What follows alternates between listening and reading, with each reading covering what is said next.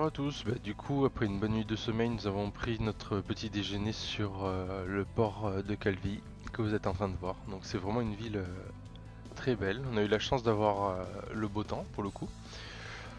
C'est vrai que c'est peut-être anodin mais vu qu'il y a très peu d'algues en Corse, l'eau est totalement limpide comparé à ce qu'on peut trouver dans la majorité de la Méditerranée. Au loin, on voit le Monte Cinto qui était enneigé, alors que nous étions là pour la première semaine de mai, de souvenir, ouais, fin avril, début mai.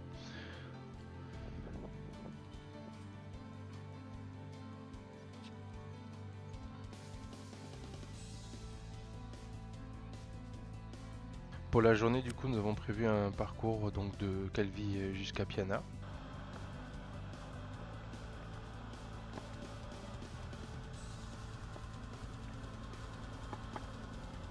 Donc, comme toujours, en fait, des routes magnifiques, sinueuses, un peu dangereuses si on fait un peu le cacou, mais qui en valent vraiment le détour.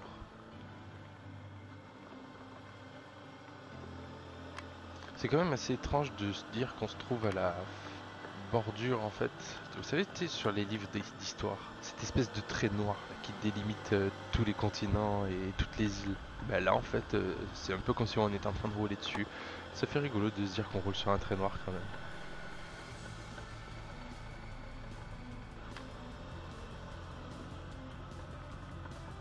Mais comme expliqué précédemment, il y a beau avoir peut-être que 50 ou 80 km pour aller d'un point A à un point B, mais vu qu'on s'arrête absolument tout le temps, c'est... Enfin, on peut pas se dire qu'on va rouler juste pour rouler. Il faut vraiment prendre le temps de s'arrêter et de visiter.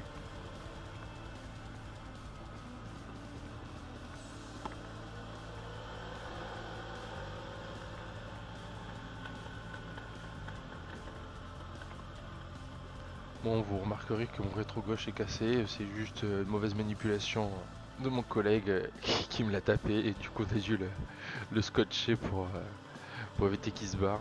Mais bon, après dans la continuité du voyage, je l'ai carrément enlevé et mis dans le top case parce que c'était bien trop chiant de le redresser systématiquement.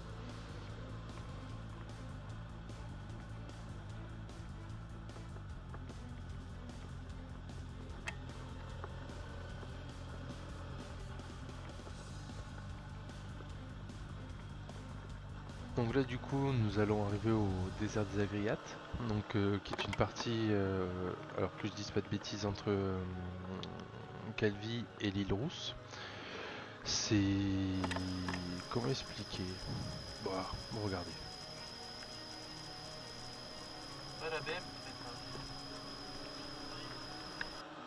Voilà, c'est le genre de paysage qu'on peut voir quand on s'arrête, qu'on voit un panneau point de vue, il faut s'arrêter.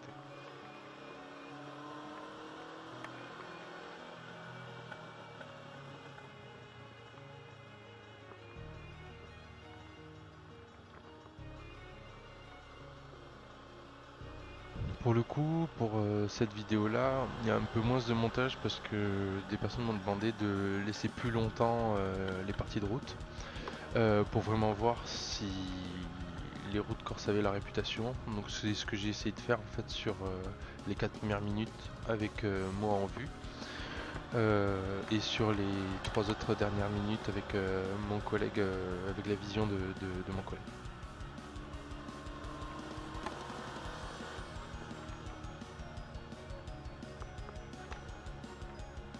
Également, on m'a demandé pourquoi je ne parlais pas pendant mes vidéos. Pour la simple et bonne raison que j'ai acheté une caméra, une Xiaomi Dicam 4K, donc que je filme actuellement avec, donc qui permet de filmer en 4K. Le seul problème, c'est que ce modèle-là n'a pas le micro intégré, donc je ne peux pas parler en même temps que je conduis avec un micro déporté, comme font la majorité des vlogueurs. Cependant, j'avais pas le budget de m'acheter une GoPro, qui coûte excessivement cher pour juste rajouter un micro. Cependant, là, depuis un mois, ils ont sorti la i4 Cam Plus qui, elle, permet de connecter un micro Bluetooth, donc directement intégré soit dans l'intercom du casque, soit avec une oreillette standard pour téléphoner en voiture. Vous pouvez du coup enregistrer votre voix pendant que vous utilisez la caméra.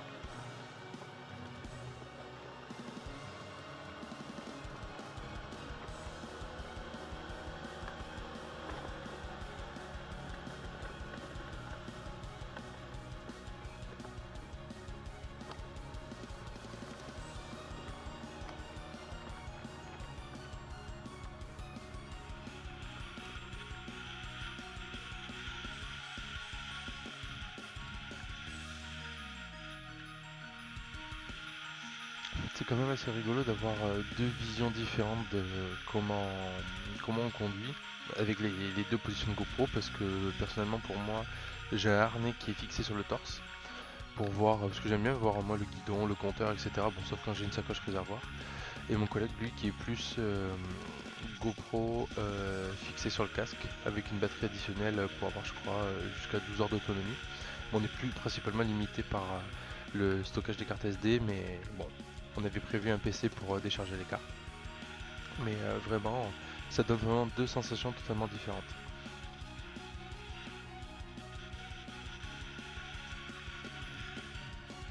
Donc bien entendu, vous n'êtes pas obligé d'avoir des GoPro pour faire la Corse, hein, vous arriverez quand même à avoir de bons souvenirs et plein de photos dans les yeux. Cependant, comme je l'ai dit dans les premières vidéos, on a eu énormément de mal à nous faire une idée de comment était la Corse en moto, vu que on ne trouvait pas de vidéos de ce genre. Moi je dis pas que je suis le seul à le faire, hein, mais on a eu du mal à trouver en français des vidéos de ce style-là pour justement nous faire une idée. C'est pour ça que au final je me suis mis à monter ces vidéos de vacances, parce que principalement c'est du souvenir pour nous, mais c'était aussi un peu pour partager.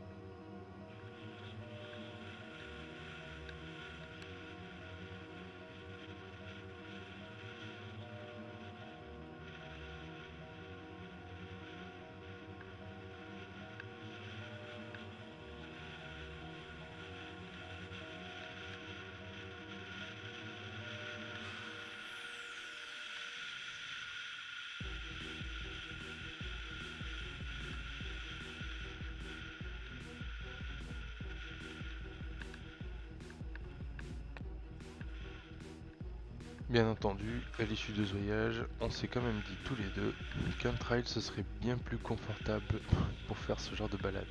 Bon, sans tomber dans le vice de la 1200 RT ou la 1200 GS, mais sans doute prendre un trail plus adapté à nos besoins pour faire ce genre de balade.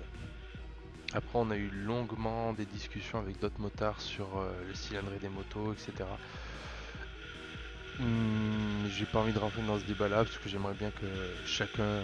Enfin, j'ai pas envie de créer une polémique, tout simplement, parce que bon, les BMistes, certes, certains sont très spéciaux, mais je pense pas que ce soit. Oh là, le cycliste. Mais je pense pas que ce soit utile de les bâcher tout le temps, même si certains le méritent en étant en t-shirt et en tongs, mais bon, ça, je vais dire, c'est un peu leur problème, quoi.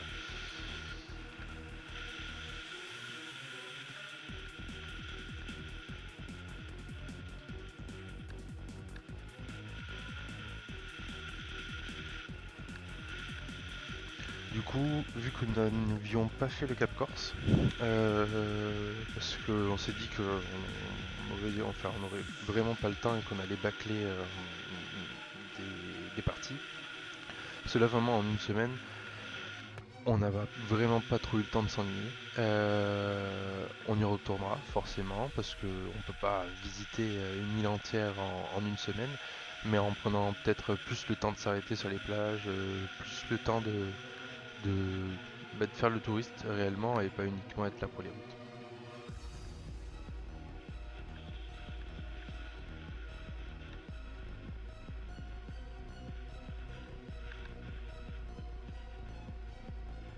Donc typiquement ce que je parlais, et c'est là où du coup cette vidéo va couper, quand vous avez une voiture, vous voyez très bien que c'est bon voilà, mais bon assez compliqué de la dépasser, surtout quand enfin, les virages se resserrent énormément et que la majorité des véhicules roulent à 30 km/h.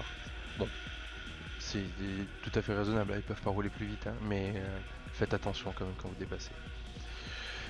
Du coup je vais vous montrer notre arrivée à Piana. Donc Piana qui est quand même une ville hyper agréable. Nous avons trouvé des restaurants hyper sympas. Je vous donnerai le nom dans la prochaine vidéo quand j'aurai retrouvé la carte dans mes affaires. Mais pareil en fait, toutes les villes de la côte ouest sont oufissimes. C'est vraiment oufissime. Ça, c'est le désert des Agriates. Donc c'est la petite parenthèse que j'ai faite il y a 2 minutes avec une vue casque.